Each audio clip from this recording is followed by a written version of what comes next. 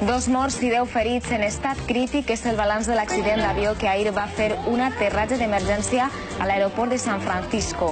La cua de l'aparell va tocar la pista en la maniobra d'aterratge i provocar l'incendi del Boeing. 49 persones van resultar ferides. 317 viatjaven en l'avió de la companyia Asiana Airlines que procedia de Seül. Un altre accident preocupa a les autoritats del Canadà. L'explosió d'un tren que transportava petroli ha deixat desenes de desapareguts. Es confirma la mort d'una persona. Les explosions i les flames han destruït una trentena d'immobles en una menuda població de la regió de Quebec. Més de 150 bombers han treballat per sufocar l'incendi. Es paralitza la designació d'Al-Baradei com a primer ministre del govern interí d'Egipte. La negativa dels salafistes ha sigut determinant. El govern diu ara que continua les consultes per a trobar un primer ministre. Mentre al carrer continuen les protestes dels germans musulmans que demanen la restitució de l'expresident Morsi.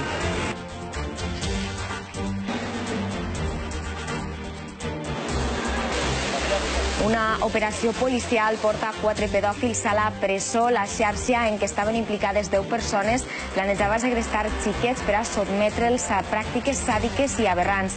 L'operació s'ha dut a terme en les comunitats de Galícia, Astúries, Madrid i Andalusia.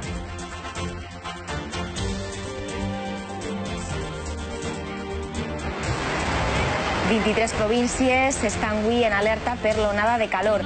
Els termòmetres arribaran als 40 graus en punts del sud, el centre i l'oest peninsular. Les comunitats més afectades seran Extremadura, Madrid, Galícia i Castella-La Manxa. 44 anys després, els Rollins han tornat a actuar a Hyde Park. A punt de complir 70 anys, Mick Jagger ha liderat novament una banda que celebra 50 anys dalt de l'escenari. 2 hores de concert en què es va recordar la primera actuació a este parc que en 1969 va reunir 200.000 espectadors.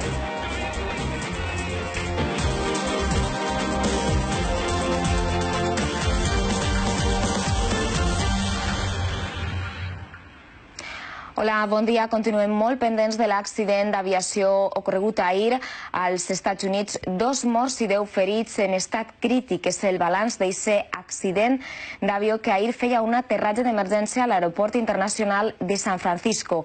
La cua de l'aparell va tocar la pista en la maniobra d'aterratge i provocar l'incendi del Boeing.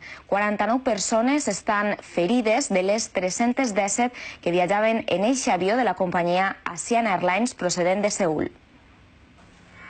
El fuselatge totalment calcinat del Boeing 777 de l'aerolínia coreana Asiana Airlines encara fumeja al costat d'una de les pistes d'aterratge de l'aeroport de San Francisco.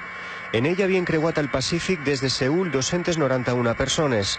10 hores de vol sense cap incidència.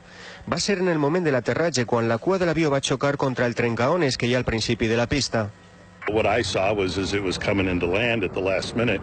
Estos testimonis asseguren que l'aparell volava massa inclinat. De fet, va tocar abans terra la cua que el tren d'aterratge. Ara, els tècnics de la terminal pentinen la zona buscant pistes que puguen contribuir a aclarir les causes de l'accident. Este passatger diu que l'avió va començar a pegar bacs fins que va quedar parat a terra. L'avió va haver d'aterrar d'emergència i passatgers i tripulació va haver d'abandonar la nau per les rampes d'emergència. Minuts després, l'aparell va començar a cremar i el foc va devorar gran part de la cabina.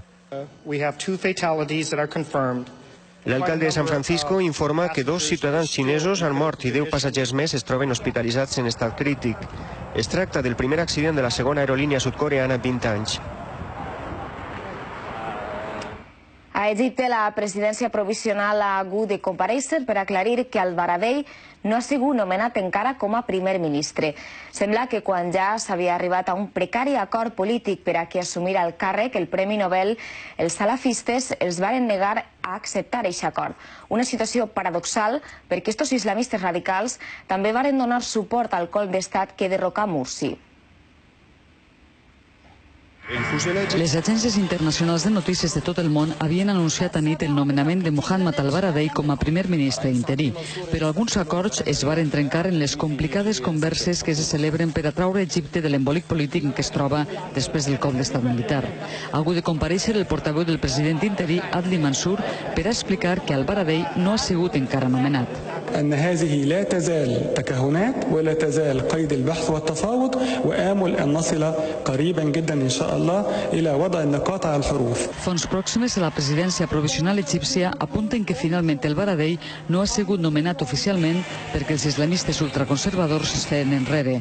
El partit salafista al-Nur va donar suport al cop d'estat, però ara no ha volgut el Baradei. Mentrestant, els egipcis es preparen per a un nou dia de manifestacions. Els germans musulmans han promès continuar als carrers mentre que Mohamed Morsi no sigui restituït com a president. El predicador Youssef al-Qaradawi, un dels clergues més influents en el món musulmà, ha declarat en una fatua o edicte religiós que Morsi és el president del país i que, per tant, és imperativa la seva tornada al poder. Partidaris i detractors de Morsi han celebrat els funerals per les 37 víctimes mortes en els enfrontaments de les últimes hores. L'exèrcit ha reiterat que va fer el cop d'estat perquè milions d'egipcis reclamaven una intervenció perquè consideraven segrest de les institucions per part dels islamistes. Els germans musulmans, per la seva part, reiteren que no accepten altra solució que el retorn de Morsi i asseguren que en cap cas col·laboraran amb els nous dirigents. Una persona morta, una altra ferida i 80 desapareguts és el balanç provisional de l'accident ferroviari d'ahir al Canadà. Encara no se saben les causes que van fer que el comboi que transportava una centantena de vagons cisterna amb petroli descarrilara al centre de la vila i provocara un gran incendi d'enormes dimensions. Aquestes imatges aèries ens permeten veure com el tren va descarrilar al centre de la localitat canadenca de Lac Mégantic, situada a 250 quilòmetres a l'est de Montreal i molt a prop de la frontera amb els Estats Units. El tren sinistrat transportava 77 vagons cisterna amb petroli. Almenys 4 dels vagons van explotar i van provocar un incendi de grans proporcions. Je voyais le train, mais on voyait même pas entre les wagons. C'était incroyable comment ça allait vite. Puis là, j'ai vu le wagon lever. Ben, je voyais des étincelles un peu, mais le wagon il a levé. Puis il est venu se coucher sur les blocs en face de moi.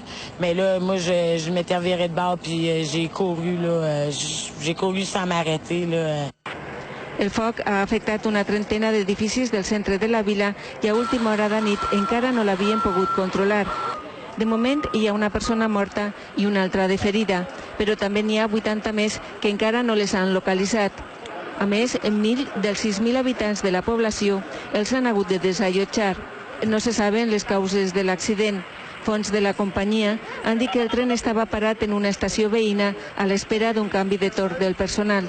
Per una raó encara desconeguda, el tren es va posar en marxa sense cap conductor i no va funcionar el sistema de frenat automàtic. A més de les explosions i del foc, una part de la càrrega del petroli s'ha hagut de vessar al riu que travessa la vila. Presó per a 4 pedòfils detinguts en una operació policial contra la pornografia infantil a 4 províncies espanyoles. En total han detingut 8 persones a Galícia, Astúries, Madrid i Andalusia i han imputat 2 més. La xarxa planejava segrestar xiquets per a sotmetre'ls a pràctiques sàdiques i aberrants. De fet, la policia havia detectat 3 menors de l'àmbit familiar dels detinguts que podrien estar en perill imminent. Això ha precipitat l'operació policial que ha permès trobar nombrosos arxius de contingut pedòfil en els escorcolls dels domicilis dels arrestats. Continua avui l'onada de calor a mig Espanya. Les altes temperatures han posat avui en alerta a 23 províncies i s'espera que els termòmetres arriben als 40 graus en punts del sud, el centre i l'oest peninsular. Andalusia, Extremadura, Galícia, Madrid i Castella-La Manxa són les comunitats més afectades. A Aragó i Castella-Lleó les temperatures màximes oscil·laran entre els 36 i els 38 graus. Protecció Civil ha demanat que s'extremen totes les precaucions a la muntanya, ja que el risc d'incendis forestals és molt alt. Nova confiscació de cocaïna al port de València. La Policia Nacional ha interceptat 50 quilos en un contenidor procedent del Panamà. Els narcotraficants han fet servir del mètode anomenat ganxo perdut per a introduir la cocaïna dins d'una càrrega legal. En aquesta operació no s'ha fet cap detenció. Dins de 2 bosses d'esport com esta, la Policia Nacional ha trobat un total de 52 pastilles cadascuna de més d'1 quilo. En obrir-les i aplicar el narcotest, la substància que contenen ha donat un resultat positiu.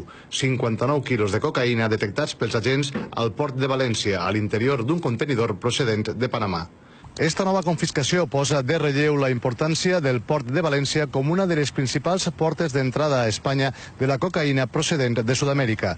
Una vegada més, els narcotraficants han utilitzat el mètode del ganxo perdut per a camuflar la droga dins d'un carregament legal. El mètode consisteix a forçar els precintes dels contenidors per introduir dins la droga. Una volta arriba a la destinació, els narcotraficants, a voltes amb la complicitat de treballadors portuaris, recuperen la substància estupefaent que ha viatjat junt amb la càrrega i tornen a tancar el contenidor amb els precintes originals. Enguany, a l'abril, ja van recuperar 134 quilos al port de València que havien entrat a Espanya d'esta manera. I també per esta via van arribar 100 quilos més de cocaïna descoberts en un polígon de Coslada a Madrid. Un aparatós incendi ha cremat a les obres de la futura seu central del BBVA a les Tables a Madrid.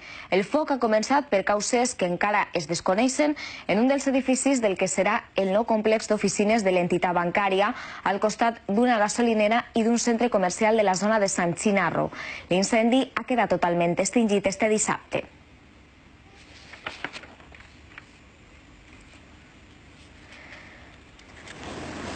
En este carrer de Màlaga s'ha produït l'última mort per violència domèstica. En este cas, la víctima ha sigut un home de 67 anys que presumptament ha mort a mans de la seva dona. Tot apunta que la parella estava en tràmits de separació. Encara s'investiga si la dona ha actuat en defensa pròpia o si ha atacat la parella de manera premeditada.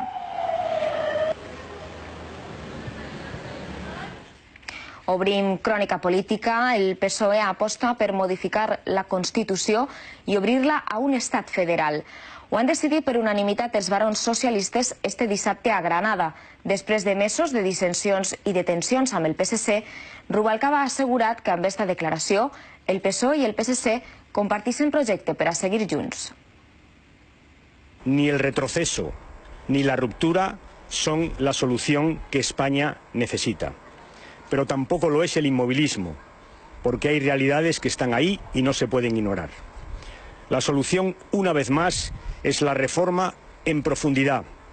El Estado de las autonomías tiene que evolucionar, tiene que actualizarse y perfeccionarse, y tiene que hacerlo en su sentido natural, avanzando hacia el federalismo con todas sus conseqüències. Aquest és el model territorial que proposa el PSOE i ho han escenificat amb somriures i gestos de complicitat dels barons després de mesos de negociacions i d'una situació quasi al punt de la fractura amb el PSC, amb qui sembla hi ha hagut reconciliació. Lo que hoy compartimos con el PSC es un proyecto para Cataluña y para España, o mejor, un proyecto para seguir juntos. En la declaració de Granada aposten per blindar els servicis bàsics com ara educació o sanitat amb independència de la comunitat on visquen. Ara la seva proposta de modificar la Constitució necessitarà d'un gran consens polític. De moment el Partit Popular no contempla el canvi constitucional i creu que darrere de la proposta del PSOE estan els interessos de partit. Cuando el PSOE dice queremos un Estado federal, en realidad no está planteando una reforma de la Constitución, está planteando un cambio de Constitución. La Constitución del 78 no es federal y hacer una Constitución federal sería hacer otra Constitución. Y es gravísimo que para resolver un problema interno de los españoles nosotros tengamos que hacer otra Constitución. També el ministre d'Hisenda qualifica de quimera una reforma de l'Estat. Els sous dels alts càrrecs de la Generalitat baixaran un 2,02% per la desviació de l'objectiu del dèficit fixat per al 2012. Això suposarà que el salari brut es reduirà entre 1.100 i 1.370 euros anuals. Aquestes retallades el govern valencià començarà a aplicar-les des de la nòmina de juliol fins a la de desembre. Afectarà també als directors generals de les empreses públiques. Està previst que el Consell estalviï més de 155.000 euros en el pressupost d'enguany. El secretari general dels Populars Valencians ha destacat que esta reducció demostra el compliment dels compromisos del president Alberto Fabra. Y solventar esas cuestiones que a nosotros sí que nos preocupan y ocupan de manera prioritaria, como es el paro, como es la crisis o como son los servicios sociales para todos y cada uno de los ciudadanos de la Comunidad Valenciana. Y en eso vamos a seguir trabajando. Vamos a ir trabajando en esa nueva administración que supone todo esto, pero además con un gobierno de España que esta vez sí que está acertado y va por el camino que debe de ir para sacar a este país, porque es fundamental que España vaya bien para que la Comunidad Valenciana vaya bien.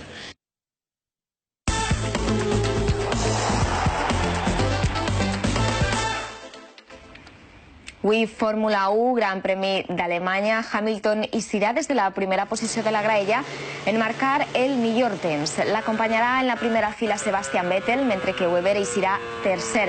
Fernando Alonso partirà a l'octau lloc amb el seu company d'escuderia Felipe Massa. La primera etapa d'alta muntanya del Tour de França ens deixa canvi de líder. Chris Froome ha aprofitat la pujada per entrar en solitari. El ciclista britànic de l'Sky s'ha vestit de pas el mallot groc. Valverde ha entrat tercer, mentre que Contador ha patit un esvaniment i ha sigut l'octau en línia de meta. Eixim ara a la mar amb la segona jornada de regates de la Copa de la Reina de Vela, que està disputant-se en aigües del Reial Club Nàutic de València. El barco valencià del Grupo Clínico, Dr. Luis Senís, defensor del seu títol, és el gran favorit, s'ha imposat també en la segona jornada. Movistar i Màscara 4 s'han imposat en les classes 2 i 3 respectivament.